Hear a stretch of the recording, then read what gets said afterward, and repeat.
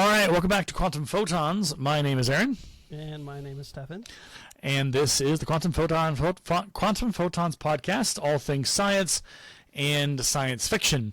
And in that vein, we'll tell you what's coming. So here's the stories and topics that are on the docket for this evening. Topic number one is best representation of the future in sci-fi. So we're going to talk about various science fiction properties there. And then topic two will be Voyager 1, which is still transmitting, and the unique story about that. Topic three will be the Chinese space station, which I did not know existed until just recently. And then we'll talk, Stefan, with the Europa Clipper launch as well here on the podcast today. So to that end, we are looking at, so science fiction is massive. There's a lot of different interpretations of the future, and science fiction primarily relies on foretelling humanity's future through various mechanisms. I mean, Babylon 5 is one. I'm going to talk about that. But you have Battlestar Galactica. You have all of these other movies and shows, Star Trek, obviously. You have a lot of different science fiction stories and genres and whatever IPs that tell or try to tell what the story of humanity will be in the near or far future. I mean, Star Wars obviously attempts to tell a human story, but not an Earth human story, which is kind of why I've left Star Wars out of this conversation, because we're talking about Earth's future within the science fiction world. So I will talk about Babylon 5 for a moment.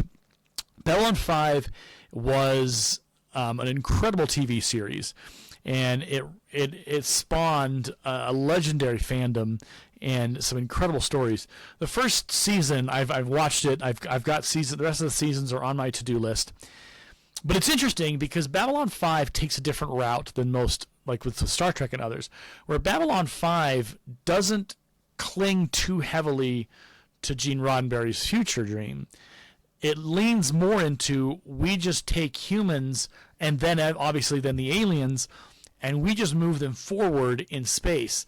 Beliefs, religion, culture, all those things, all of that still remains as a core part of humanity and then eventual alien life. And so what I love about Babylon 5 is it doesn't hesitate to say, well, this is what people would still hold true to their religions or their faiths or their cultures or their identities, and they would still practice those things in the near and or distant future. And what is fascinating about it is that in some ways, and I'm not saying all the ways, obviously, because Star Trek has a whole different thing. Stefan may get into that here in a minute. But Babylon 5 allows us to be familiar and to see ourselves, our real selves, and not what we think the future will look like in a Star Trek or other movies. And so Babylon 5 has a unique perspective because it not only does it with humanity, but then it allows stories with the alien races to be told in similar fashion. That they also have long historical, cultural events and religions that they are still trying to reconcile in the space age, in the age of a space station, that's supposed to be a common place for all of everyone to be, in the still of the night, Babylon 5 is the place to be, and that's where we try to fight for peace. We try to make peace happen. And so it's a very interesting perspective on what humanity looks like. One of the episodes features a character getting to know all of humanity's different backgrounds, and it's literally like, okay, this person is a Shinto, whatever, and they're from this, and this is a Sunni Muslim, this is a Shiite Muslim, this is a Jewish, this is Orthodox, this is whatever, and then goes through like, this is a person from this place, and this is what they believe. And so the episode fades out with this introduction and a line of people and their cultural beliefs and their religions and their identities fills the room. And the show, obviously, they don't show them going through all the introductions, but that kind of moment in Babylon 5 where they say, look, we're not going to try and say that humanity got over itself. We're going to say humanity stuck to itself, causing its own problems inherently in the universe, but we're still going to have humanity striving and other alien races striving to find common ground and to find peace and to find hope in that. And that, I think, is a beautiful thing. And Babylon 5 is excellently acted. It has one of my favorite characters of all time, Ivanova, who talks about things going boom. No boom today. Maybe boom tomorrow. Boom. And she's just a fantastic character. And I got a kick out of it. So Babylon 5 is, I don't want to say it's the best representation of the future in sci-fi, but I want to say it almost, in my opinion, again, opinions vary on this show. They're going to vary on science fiction, so there's no right or wrong way to think about this. But I almost wonder if Babylon 5 more closely resembles where we're heading as a culture and as a species, as human beings, that will be our future versus the dream of Gene Roddenberry in Star Trek. So I guess, Stefan, my question is for you: do you think Star Trek tells that story well, or where do you sit on with the sci-fi that you've watched in your lifetime? What do you think best represents humanity's future? Well, I'll premise by saying I've never watched Babylon 5. In fact, the only time I even heard of it before, really learning, was The Big Bang Theory, when they talk about it in certain episodes. But I've never actually taken the time to watch it. It's something I do need to watch. When you talk about, the specific topic, there's really not a lot of science fiction shows that really try to show that future in a good light, like Battlestar Galactica. That show, even though it's not technically about Earth, it's all about war and extinction, type events. Star Trek tries to show things in a light of trying to bring everyone to peace, and trying to unite everyone. Now, is that always possible? Currently, it sure doesn't look like it. But the whole belief system of why there's so many fans to Star Trek is that unity of the show, so to speak. Everyone's working together. The Federation of Planets is a huge group of people with different races and species and ideologies and religions coming together to try and do better for the universe. And I think Gene Roddenberry did a really good job in trying to show that in the show. However, I don't think it truly shows the progression of Earth currently, compared to what you were saying about Babylon 5. It obviously touches on all the religions on Earth. You don't see that in Star Trek. You don't really hear a lot about Earth religions. You hear about other cultures' religions and how people on Earth have adapted to those religions, or they're not religious at all. But, it doesn't really show Earth's side of things. Truthfully, it kind of just strays to showing how we found other people, other universe or other races and planets, but it doesn't really touch on the fact of how did Earth get to the point where it was. Yes, there's of course lore behind it, but you don't really see it in the shows. You might hear touches of it, like the Great War or this or that, but you don't really see it. And I think that's one of the things that makes it really hard for some people anyways to be is this possible? Yes, it's great. The thought of what Star Trek does is amazing, but it's is the core belief of it possible? People always say, the ships and the weapons and stuff. Scientifically, yes, it is possible. Getting to that point is the hardest part, especially warp drive and things like that. But you look at the core beliefs of the show, the Federation, for example, and it's is that ever going to actually happen? And that's one of the hardest things, for me as a Trek fan, that's one of the hardest things for me to try and write when I write stories, because it's not something that's hugely intertwined in the universe. So you throw it in there and someone's going to be like, I don't know how to respond to this, or it could offend somebody, there's a common ground you kind of have to follow, because you can easily offend people. Sadly, more so nowadays than back before, but the common ideology of what makes, I think, Star Trek what people want to watch is the fact that everything's trying to bind together for the greater good of the universe.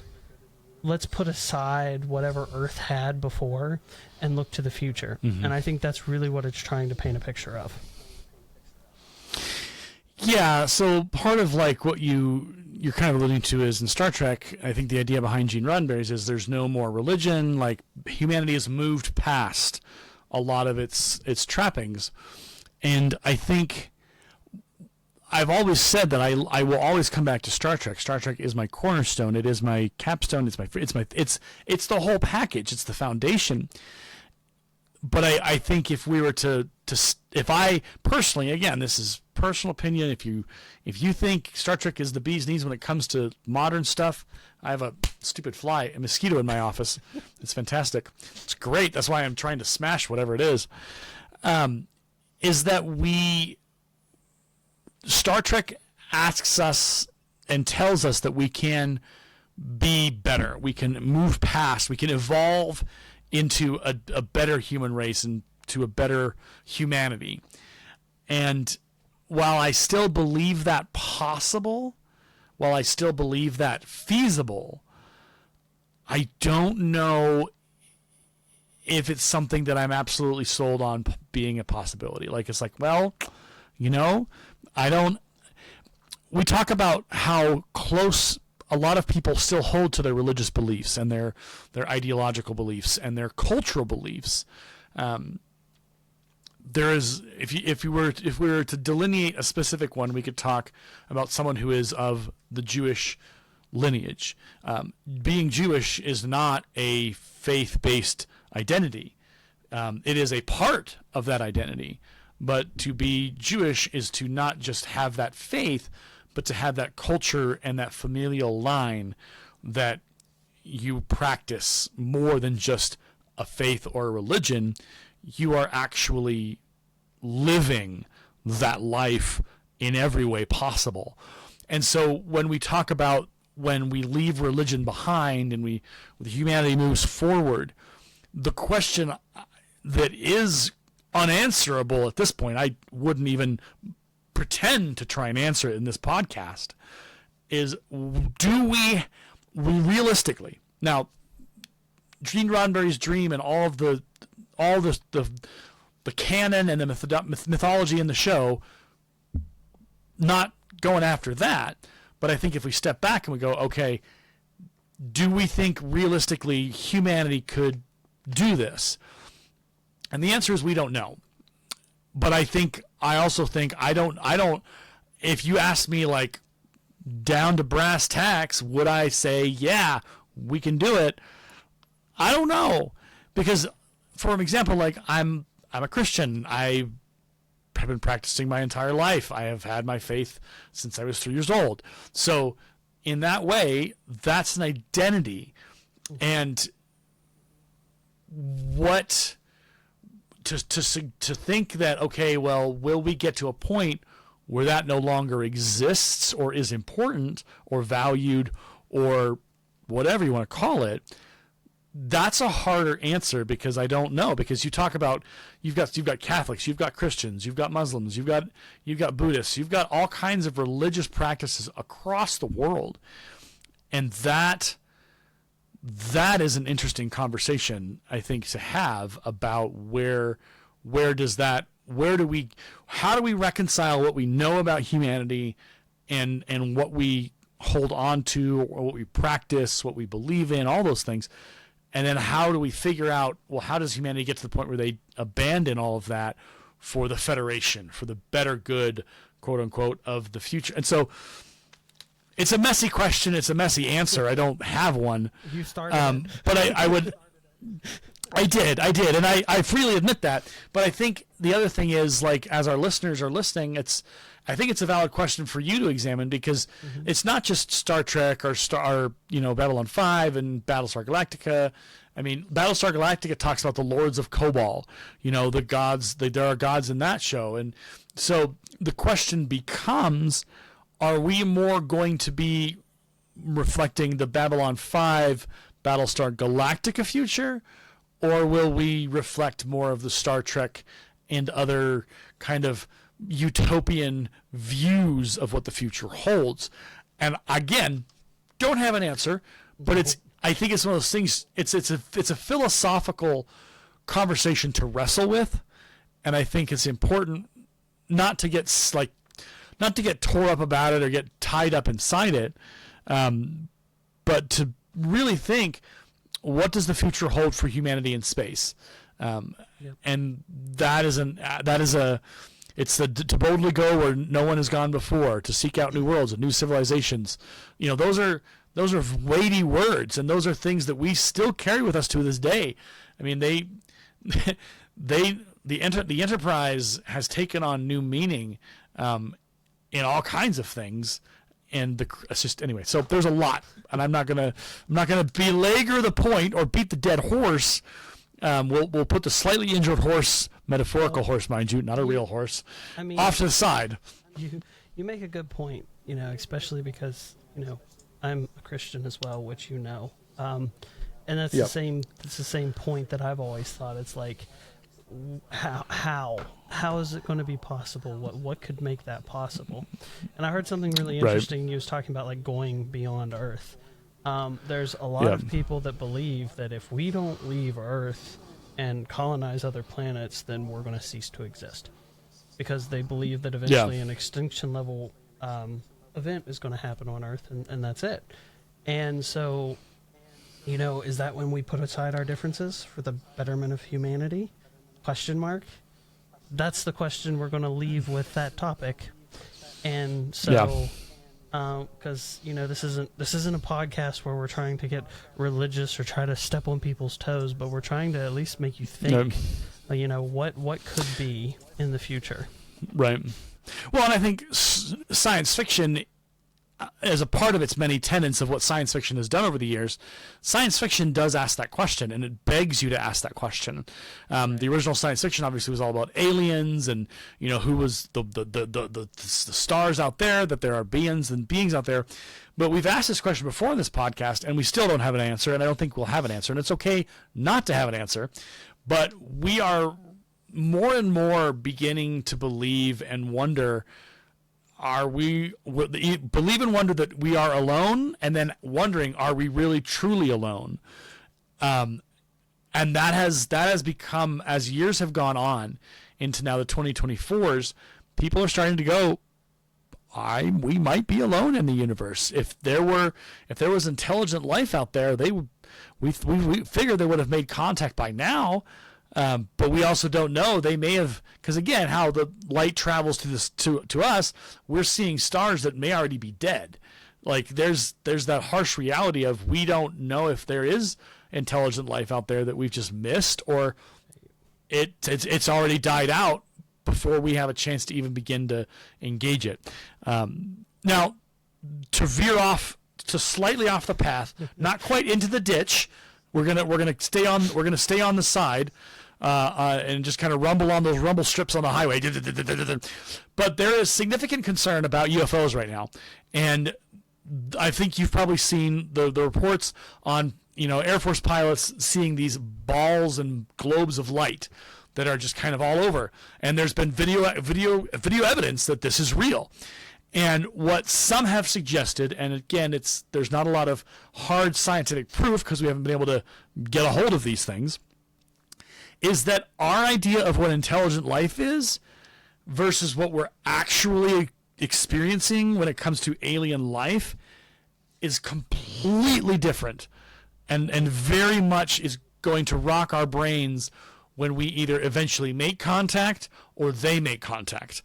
Because we, for the longest time, through books, through TV shows, through silent films, and then eventually the talkies and all of that, we have come up with what we think aliens look like, be it little green men, be it whoever, and we've come up with the Star Trek solution, the Star Wars solution, we've come up with the Babylon 5 solution.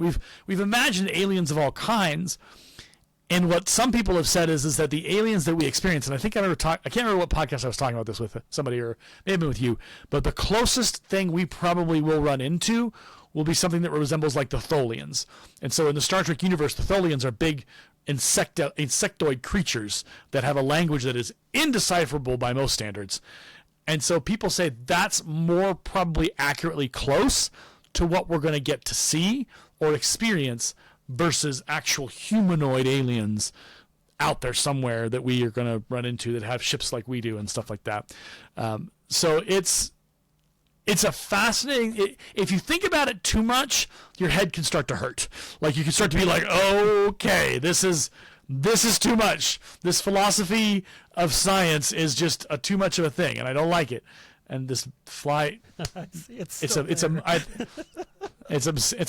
mosquito. It's causing me issues. Anyway, my point is that I think it's worth at least a few seconds of your time sometimes. Just be like, you know what? Let me think about that. Let me dig a little bit beyond what we know and what we think we know, and maybe make some possibilities. To posit on the possibilities, which I think is a fascinating thing. Speaking of possibilities, I stumbled upon a story this week, and it blew my mind because we on another podcast for our Bravo Fleet thing, we watched the Star Trek the Motion Picture, and among many things, Star Trek the Motion Picture is a long movie with far more beauty shots than any movie deserves to have. But what Star Trek the Motion Picture does is it takes the idea of one of the Voyager ships. Now, there was only Voyager 1 and Voyager 2. In the Star Trek universe, it went up to Voyager 6 or more, depending on how that all worked. And so Voyager 6, in its journey into space, fell into what they at that time called a black hole, and then traveled across the universe, landed on a machine planet that wasn't the Borg. Some people think it is, but it's a headcanon issue.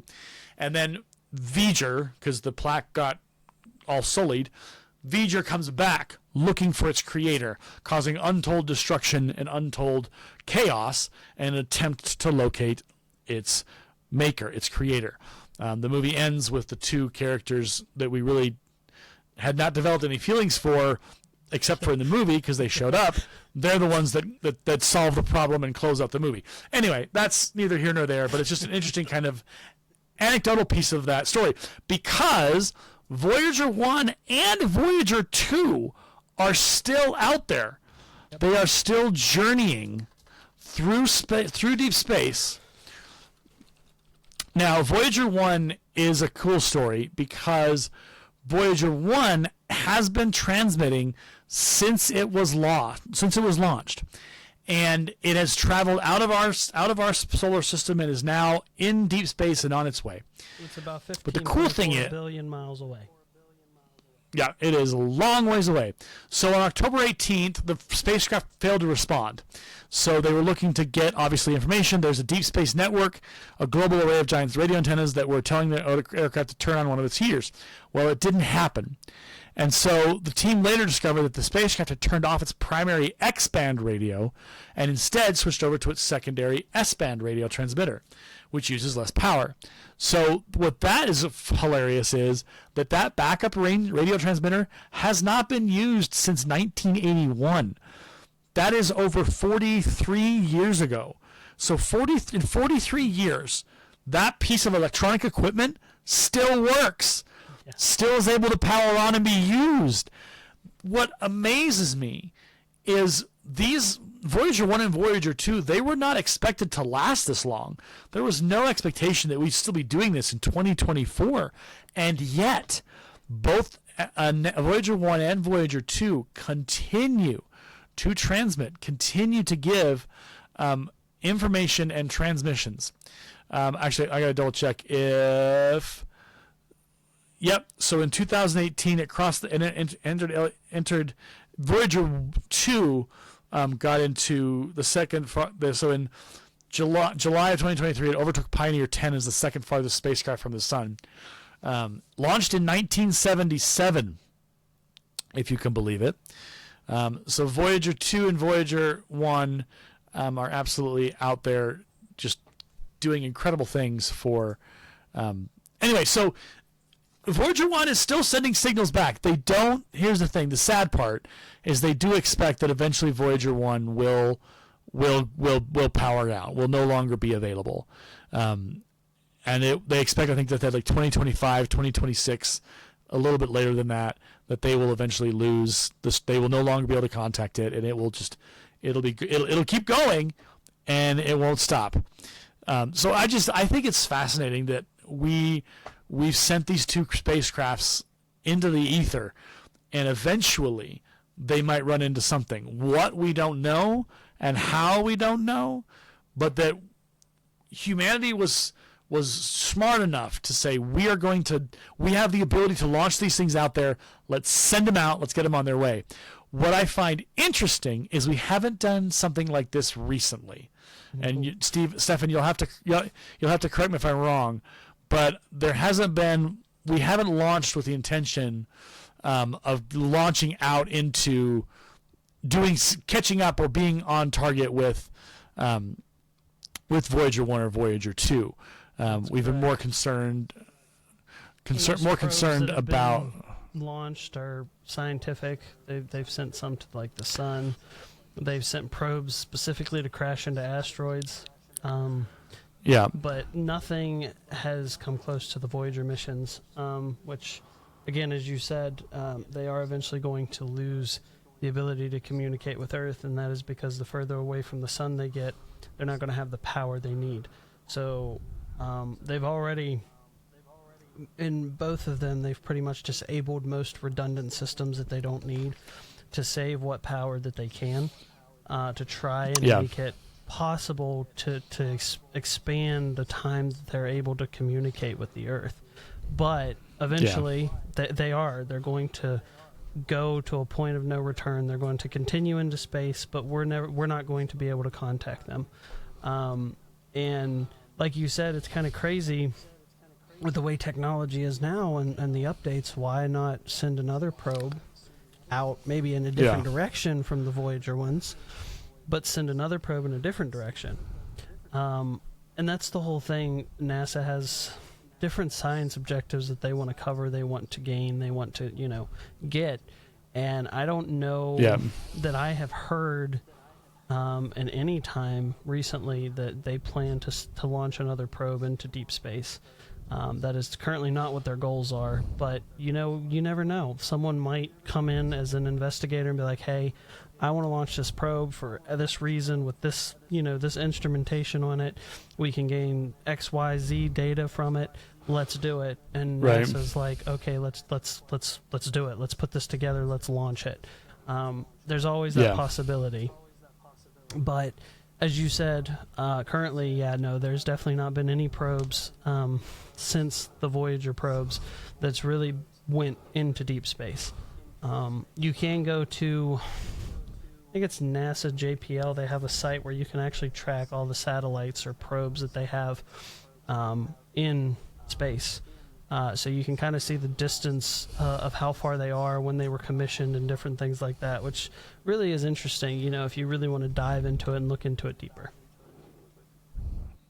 Yeah, so there's solar probes where we have the Pioneers 5, 6, 7, 8, and 9, which up until 2001, Pioneer 8 was still contactable, and then Pioneer 6A was still contactable in 2000. So some of those guys are still working, but there's also this whole... I think I got him. Nope, maybe not. I'm trying to look for... Okay, Mars. So the Mars probes are here. I'm trying to find our...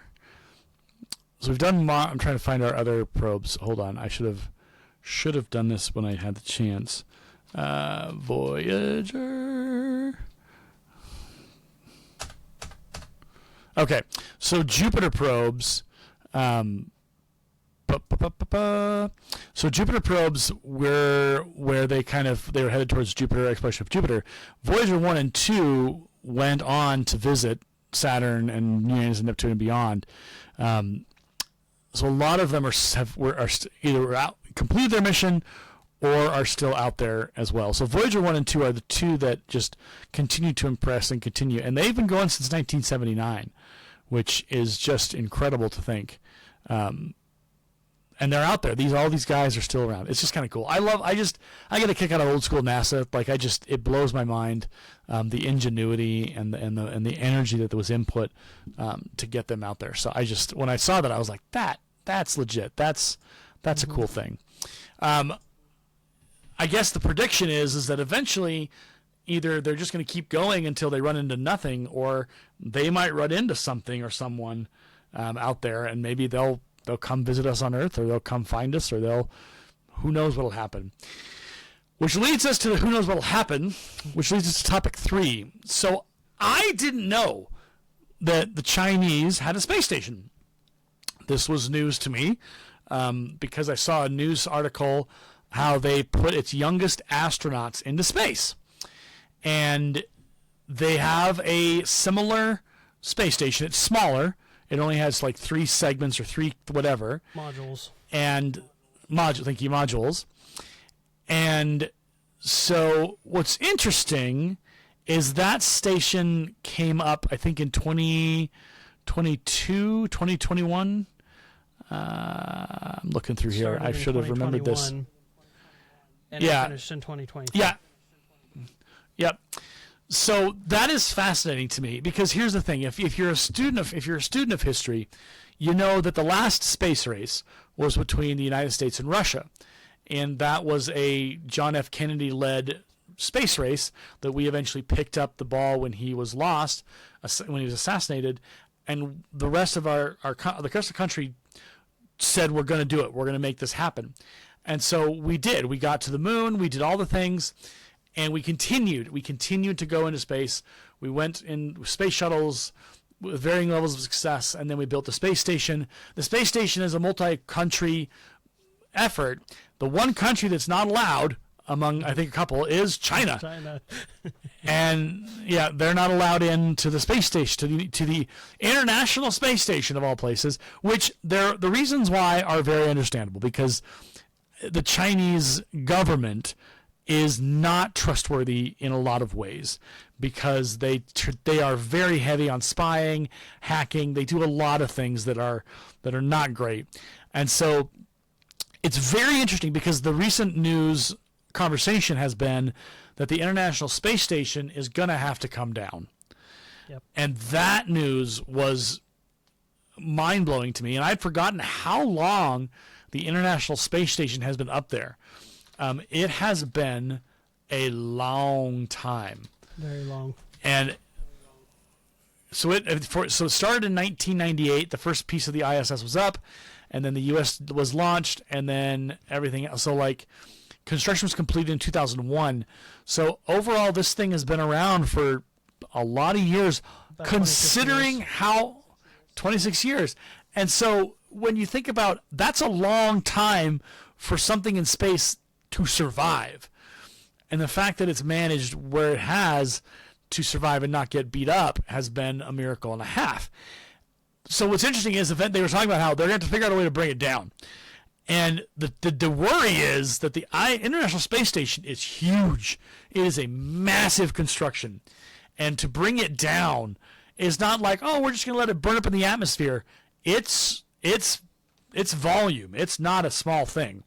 And so it's very interesting to kind of watch the conversations about how do we bring down the International Space Station eventually when we need to decommission it. And so they're talking about, we're going to take it off in pieces. And do we know? But the problem is, because do we know that it's going to all dissolve, and we have to figure out how to, position it so that it will fall into the ocean and won't crash on land somewhere, and all this other stuff. So it's mind blowing. Fun but fact for you, the Chinese have. Yeah. Do you know who they've Go ahead. actually asked to decommission the ISS and bring it back down? I'm guessing Elon Musk. Yep. SpaceX. Yeah, I think I heard that somewhere, that they're asking him to take care of it for him, which I understand. I absolutely understand and I get it. Like, Elon Musk has in a lot of ways has proven to be kind of an innovator in the space race, if you will. So it's interesting to me, though, that there is a space station up there from the Chinese government, and of course the Chinese government is all like, we're here to do the space thing, we're here to do the science thing. But NASA Chief Bill Nelson earlier this year said, according to the BBC article where this is at, that the U.S. and China were in effect in a race to return to the moon, where he fears Beijing wants to stake territorial claims. He also suspects and believes that their civilian space program is also a military program. And so there's concern that this development, as they continue to test and add to the space station, it's smaller, but it's out there, and so there's those kind of concerns. And so as I was reading this, I was like, how did I miss this? And I'm going to blame COVID, because during this time, this was when COVID was really, really taking all of our attention, and so we were all focused very much on what was happening in our country and how we were handling it. We weren't really paying attention to what the Chinese were doing in space. I think we're more worried about what's going on in our borders with our infection rates and everything like that, and so we kind of just forgot about it. But now it's come back into my news cycle, and I'm like, that's interesting. It is curious because China's economy right now is not doing so well, so I'm very curious to see how this is going to work and how they're going to continue to support a space program when their economy is having some stumbles. But it was just kind of one of those things. I was like, I did not know that the Chinese have a space station. I know they had astronauts, but so here's the other thing. Part of the argument here is they're worried about them getting to the moon. Well, here's the deal. We've sent things to the moon recently, and most of them have not landed well. And between us and the Europeans and I think the Italians did it at one point. Like, there's been people sending stuff to the moon. Chinese and they didn't land really well. They've either crashed or malfunctioned or something's happened. And so, again, this is very much of a layman's interpretation. My interpretation is it's fairly straightforward to get a rocket into space and onto a space station, because you're in low Earth orbit, and so it's a lot easier to kind of manage that. But once you leave low and or high Earth orbit and you start going towards the moon, it's a whole new ballgame.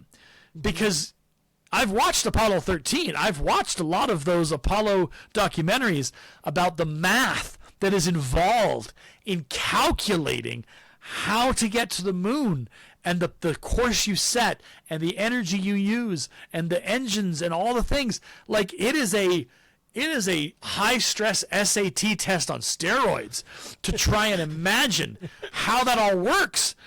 And so I understand people are like, oh, we're afraid China's going for the moon. It's like, yeah, but you know what? Nobody does math well, and nobody's figured out like an easier way to get to the moon except the only way is all that math and all that energy and all that space, that fuel, all of that.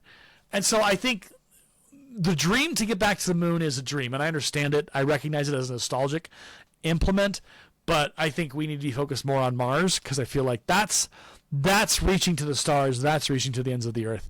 But it's fascinating. If I can interject. Sure. As someone who's done orbital mechanics, I know what you're saying.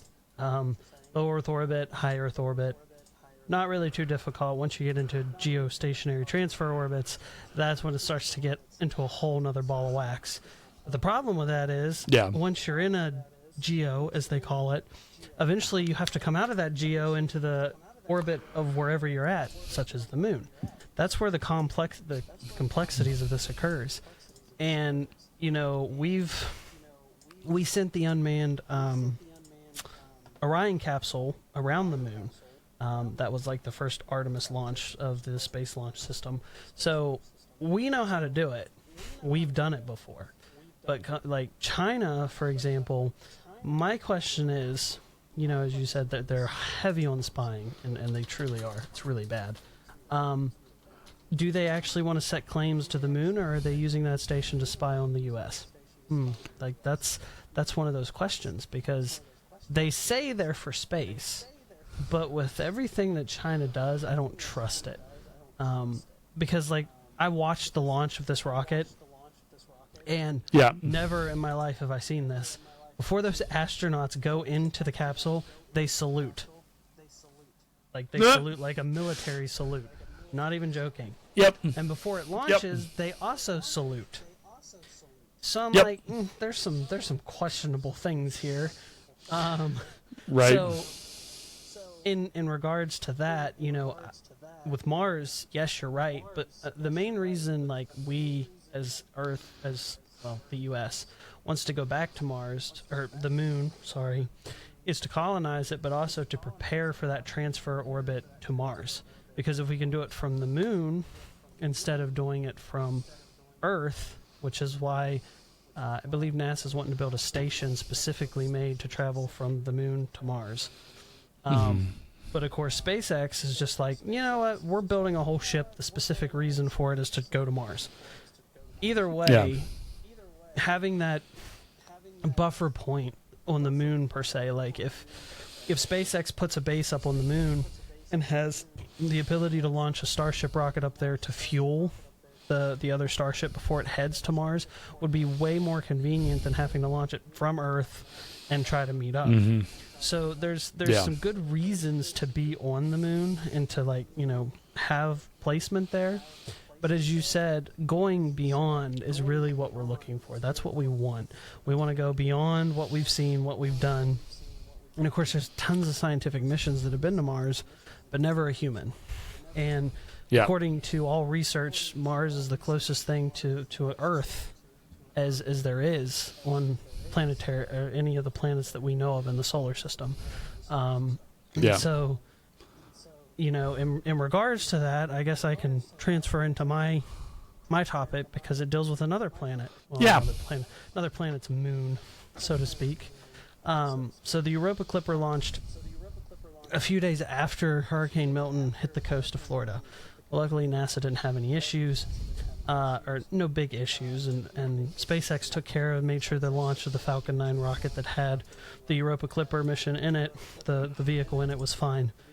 So they got it into space. Well, it's going to take about 5.5 years for that thing to actually get to Europa. Europa is actually a moon that orbits Jupiter.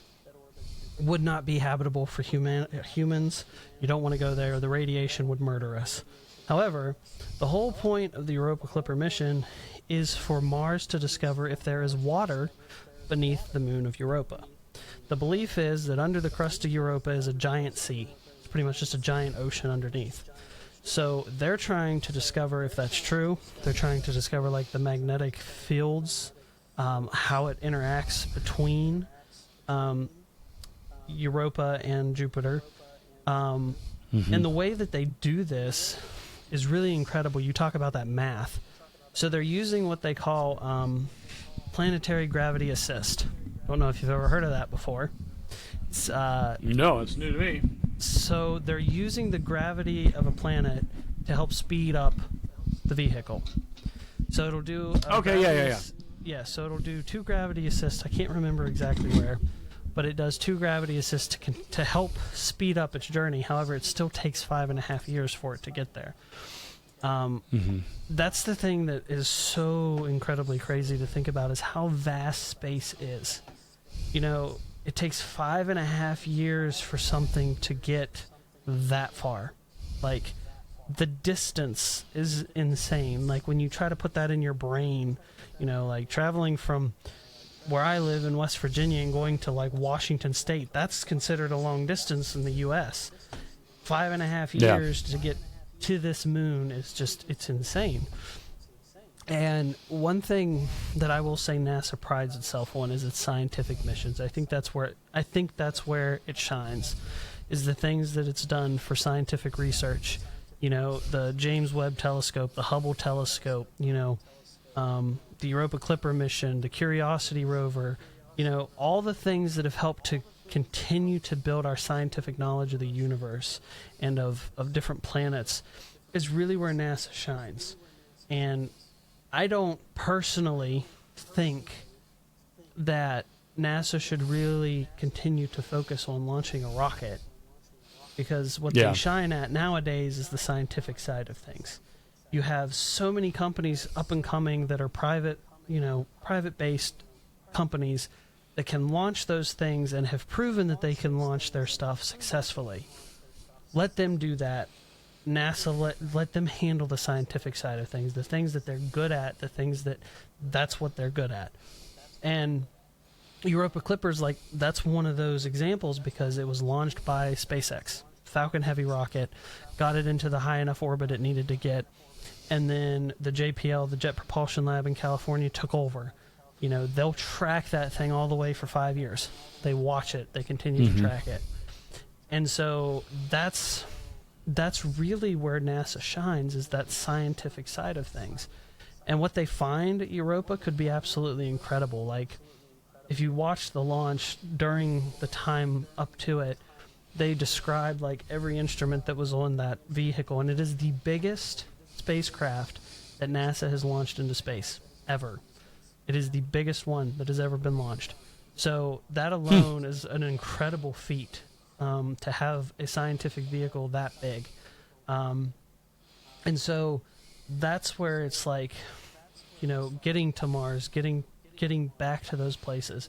We need the science to know, hey, this is how we're going to get there. There's not going to be this issue because we know we can safely transfer from Earth and travel from Earth to Mars without, you know, gravitational problems, random supernovas and black holes that could occur. You know, like, it's not a thing. And that's really where science thrives. Without science, rockets wouldn't exist. They wouldn't be able to do what they do. The missions that occur, like, all of it is in the field of science, but in different parts. And every part of science in the end kind of combines, especially when it comes to space. They combine together in this beautiful combination of things to make what we believed as the impossible to be possible in the end. And that's one of the reasons I love space. I love that I went for that field of study, that I'm doing what I'm doing. Watching these things just excites me so much, and I try to show that excitement to others. And I have one friend who'd never watched a rocket launch in their life, ever. And I was like, all right, we're going to fix that. And we watched a launch, and he's like, I'm hooked. I want to learn more. Teach me more. Show me more videos. I want to understand this. And that's the thing. Even if you don't understand the mechanics of rocketry, watching a rocket launch into space is just an incredible feat to see.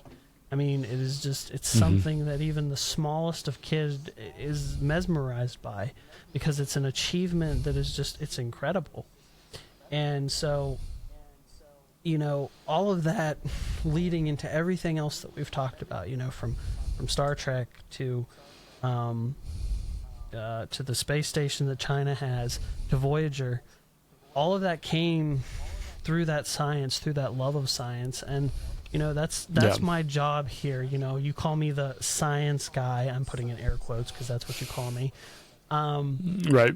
I have that love for science because it's what I want to do. And you always say you're the layman, but if you ask me questions, I try to answer them and show you more than what you might have known previously, because that is the job of someone who truly loves science. It's to help others understand what they might not get, what they might not understand.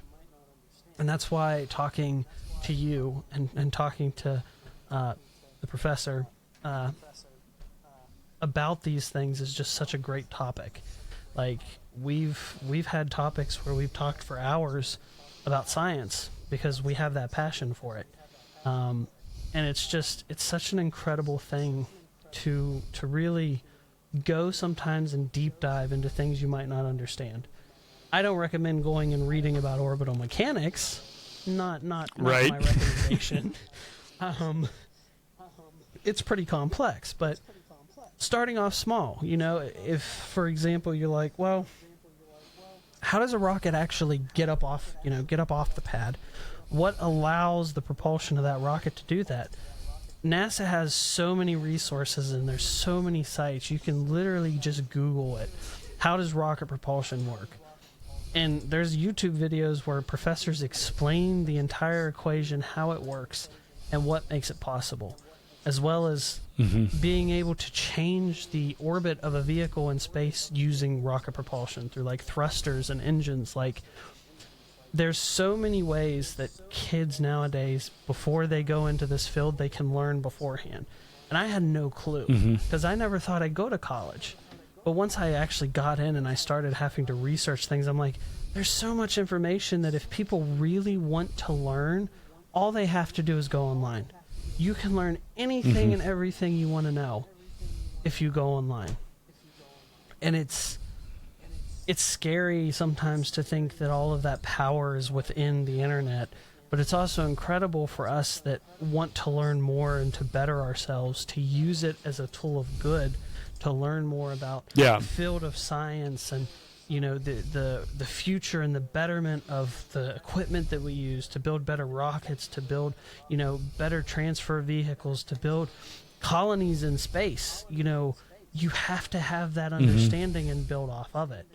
And so I'm just really excited about science, about space, and I've talked about it, I think, to a point where I need to let you say something, and then if you want me to interject back, I will do so, but I'll give it over to you to see what you have to say. I think there's a lot. We've talked about this before. We talked about this on the last episode, that there is just the beauty of science and the beauty of exploration is where we kind of come back to Gene Roddenberry's vision of what the future of Star Trek is, and the future that Star Trek says the stupid fruit fly is going to drive me crazy. It's just it's all up in my business. It's anyway. So there is that element that we want to go farther, that we want to go more. We want to seek out what's beyond what we've seen. We've seen the moon. Now, the moon is an extraordinary journey. There's not a lot of people who've stood on the moon and who have done it recently. It's not happened. That, I think, is part of why we want to go back to the moon, but it's also part of what's driving us to get beyond and to go into the Mars and the beyond, and go into to find a way to eventually go into interstellar space, because that's, I think, when all of sci-fi has us traveling in ships somewhere since the beginning of science fiction, that desire has never gone away, and I don't think it will ever be quenched, because even the earliest explorers and the earliest scientists, they looked to the stars and they said, there's something out there. I want to know what it is. I can't get up there, but I'm going to figure out a way to see it. And we developed telescopes, and we developed ways to see the stars. We developed satellites. We kept wanting to see and know more. And I think that's the power of science, and that's the power of that scientific motivation of we want to know more, we want to see more, we want to explore the world beyond our galaxy. And I think that's a good way to close it out, is it's the, seek out new civilizations, strange new worlds, seek out what is beyond our understanding, what is beyond our world. And that's where we'll leave it for today. Any last thoughts, Stefan, before we close out the program? I mean, I don't think so. I think, honestly, out of all of the ones we've done, this is the best closeout we've ever done for an episode. Like, right. We nailed it. The least chaotic. Fingers crossed it stays that way for the next 30 seconds. Well, but yeah, so just fry your fruit fly escapade. Fruit fly, yeah. The situation in my office. Yeah. Outside of that, y'all keep on searching, keep on exploring, keep on seeking out the next big thing. My name is Aaron. My co-host has been Stefan. And we will see you on the next episode here on Quantum Photons. Have a good night.